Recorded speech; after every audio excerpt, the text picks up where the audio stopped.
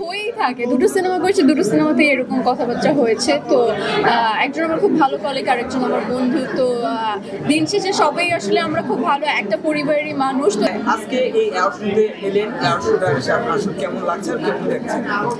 আমার ভীষণ ভালো লাগছে। নীল চক্রের জন্য সেকেন্ড অ্যাওয়ার্ড পেয়েছি বেস্ট অ্যাক্ট্রেস হিসাবে রাইমা চরিত্রের জন্য। ভীষণ পরিমাণে ভালো লাগছে। দর্শক আমাকে যে পরিমাণ ভালোবাসা দিয়েছে, আর ঈদ যেতে না যেতেই দুটো অ্যাওয়ার্ড পেয়েছি আমি নীল চক্রের জন্য। দারুণ লাগছে, খুব ভালো লাগছে। নীল চক্রের পর আপনার প্রতি দর্শকদের প্রত্যাশার পারদ আরো বেড়ে গিয়েছে। সেই প্রত্যাশার জায়গা থেকে আপনি আসলে তাদের জন্য কতটুকু কি করছেন? আমি আমার যতটুকু পরিশ্রম করা যায় এবং কাজের প্রতি ডেডিকেশন দেওয়া যায় আমি সেটার পিছনেই কাজ করছি আসলে। আর সামনে আমার সিনেমার কাজ শুরু হবে এবং অনেকগুলো তো সাইন করেছি। তো সামনে ঘোষণা আসবে এবং খুব দ্রুতই আমাকে আবার সবাই বড় পর্দায় দেখতে পারবে।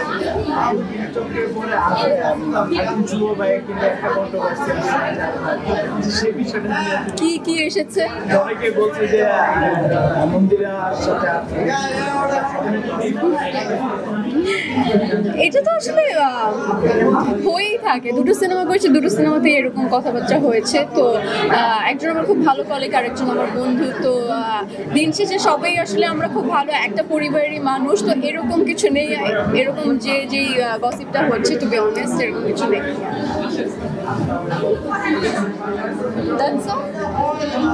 সামনে কি কাজ আছে, কি নিয়ে সামনে সিনেমারই কাজ, সিনেমা নিয়েই কাজ করতে চাই। ওটিটির কাজের কথা এসেছে, বাট টু বি অনেস্ট আমি এখন ওটিটি করতে চাই না। এটা বলা ঠিক হবে কিনা আমি জানি না, কারণ আমি মাত্র দুটো ফিল্ম করেছি। আমি চাই দর্শকরা আমাকে বড় পর্দায় বারংবার দেখুক। আর ওটিটির কাজ আর একটু পরে করি, যদি আমার কাছে মনে হয় এটা আমার ড্রিম প্রজেক্ট বা আমার এই ক্যারেক্টারটাই আমি চাইছিলাম, এরকম যদি কিছু চলে আসে ওটিটির জন্য, তখন আমি করতে ভীষণ আগ্রহী।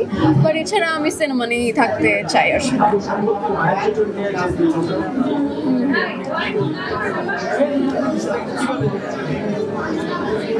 যেটা আসলে হয়েছে, একটা দুর্ঘটনা ঘটে গিয়েছে। আমার কাছে মনে হয় যে বারবার তদন্ত গঠন কমিটি না বসে এটা খুব দ্রুত বের করা উচিত, কিভাবে হলো, কেন হলো, কি কারণে হলো। আর যাদের মা বাবা যে সকলের ছোট ছোট ফুলের মতো বাচ্চারা হারিয়েছে, তাদেরকে কি বলবো, ঈশ্বর তাদের স্বর্গবাসী করুক। আর এরকম দুর্ঘটনা যেন সামনে না ঘটে, সরকারকে বলবো যে দৃষ্টি আকর্ষণ করতে সেই ব্যাপারে। অ্যাকচুয়ালি এরকম কিছুই না, অনেকে অনেক কথাই বলে, সব কথা তো আর সত্যি নয়। আমি প্রপোজাল ভীষণ পরিমাণে পেয়েছি 7-8টার মতো, এর থেকে বেশি নয়। কিন্তু আমি তো চাইলেই সব কাজ করতে পারি না, আমার সাথেও ম্যাচ হতে হবে ক্যারেক্টারের, ডেটের অ্যান্ড অল, অনেক কিছু থাকে আসলে। তো তার মধ্যে করার চেষ্টা করেছি যেগুলো আমার জন্য মনে হয়েছে ক্যারেক্টারের সাথে আমি ফিট যাচ্ছি, এবং যেগুলো সাইন করেছি আমি এখন এই মুহূর্তে আসলে বলতে চাই না, কারণ আমি চাই যে ডিরেক্টর প্রডিউসারের মাধ্যমে ঘোষণাটা হোক। সো সামনে ঈদে বা এবছর আমি জানি না কবে রিলিজ দেবে, দর্শকরা আমাকে আবার বড় পর্দা দেখতে পাবে। এই যে এবছর বললাম অফার পেয়েছি 7-8টার মতো, বাট সাইন করা হয়েছে দুটো। আচ্ছা, ওই দুটোকে নিয়ে মানে কিরকম হতে পারে, মানে আপনার চমকটা ছোট করে একটু জানতে চাই। একদমই অন্যরকম বলতে যে দর্শক যেভাবে দেখছে ব্যাপারটা একদম ওরকম না, মানে গল্পটা ভিন্ন ধরনের, ক্যারেক্টারগুলো অন্যরকম। বাংলাদেশে এই টাইপের ফিল্ম আগে পরে হচ্ছে কিনা আমি জানি না আসলে। So director, producer and production house সব কিছু মিলে খুব ধামাকা একটা কাজ। আই থিঙ্ক বের হলে সবাই জানতে পারবে। এটা আমি না বলি আসলে, এটা তো আমার বলার কাজ না। যখন ঘোষণা হবে তখন প্রোডাকশন হাউসের মাধ্যমে সবাই জানতে পারবে। আরেকটা বিষয় জানতে চাবো যে উত্তরের যেহেতু আপনারা সবাই মিডিয়া ইন্ডাস্ট্রিতে কাজ করেন, এটা কি মিডিয়ার জন্য হুমকি সুযোগ কিভাবে? না আসলে আমার জ্ঞানও তো থাকতে কত বছর যুগ ধরে এভাবে নাটক সিনেমার কাজ চলে আসছে।